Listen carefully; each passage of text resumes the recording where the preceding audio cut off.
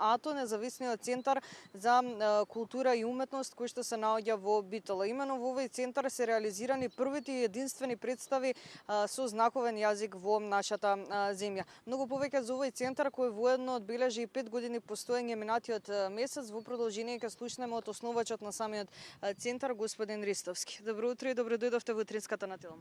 Добро утро на сите гледачи, фала на поканата. Благодарам за најавата.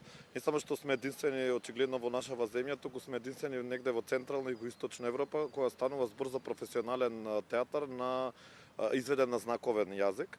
Тоа што во целиот процес и тоа што гледачите и во Македонија па и пошироко не беа свесни дека всушност секој знаковен јазик е различен.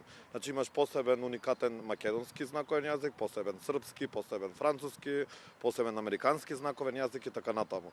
Во целиот регион, каде што сме први во овој пионери, со детска представа на знаковен јазик и за возрастни се разбира, под покровителство првата од германска влада, да кажам, другата од швајцарска влада. За жал, нашето Министерство за култура не поддржа, но веќе се свесни и тие дека треба да го прават овој инклузивен театар, но што е општествената одговорност во случајов и тоа што и гледачите можеби ќе ги интересира е дека само македонскиот знаковен јазик не е стандардизиран. И во самата представа, во Улав сте, односно Are you crazy, на крај со пароли завршуваја актерите во представата со цел и порака и до владата и до сите надлежни институции да го стандардизираат македонскиот знаковен јазик, бидејќи во процесот на работа и ние не бевме свесни како професионален тим, како актерите исто така и така натаму, дека всушност пример во Радовиш имаат еден знак за некој збор, во Кавадарци друг, во Скопје трета, во Битола на пример четврти.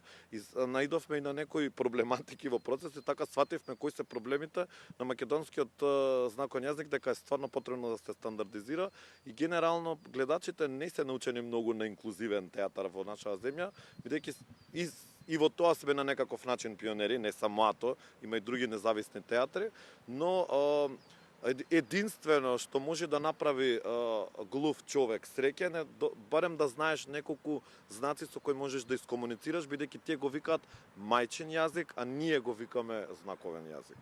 3 минути имаме до самиот крај, ќе ве прашам уште едно прашање. Колку сметате дека ваквите представи вредат, односно како за сите треба да за сите треба да биде достапна уметноста, па така и за лицата со оштетен слух.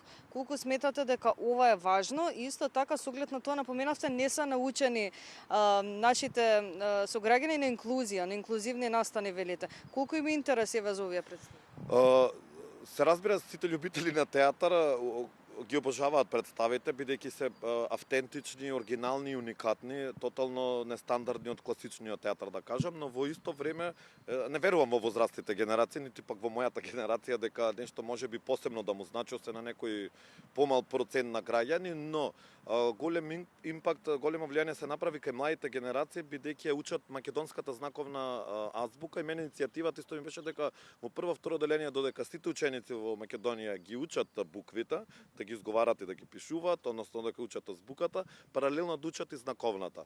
Големо влијание извршивме кај младите генерации, што значи тие кои ќе пораснат сега и сите идни генерации ќе растат со прифаќањето на тоа дека има глуви, има слепи, има различен тип на маргинализирани луѓе без да раѓаат предрасуди и злоба или некако во лош поглед према луѓе кои имаат одредени недостатоци. Така да стариве генерации веќе му е поминат процесот на прифаќање, претпоставувам, али за младите генерации верувам дека со отворени раце ги прифаќаат сите овие различности, да кажам.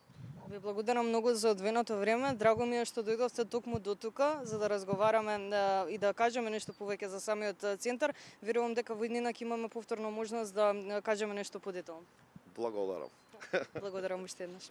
Се гледаме повторно утре во новото издание на Утринска на Телма. Ве поздравуваме во последното вклучување на лице место.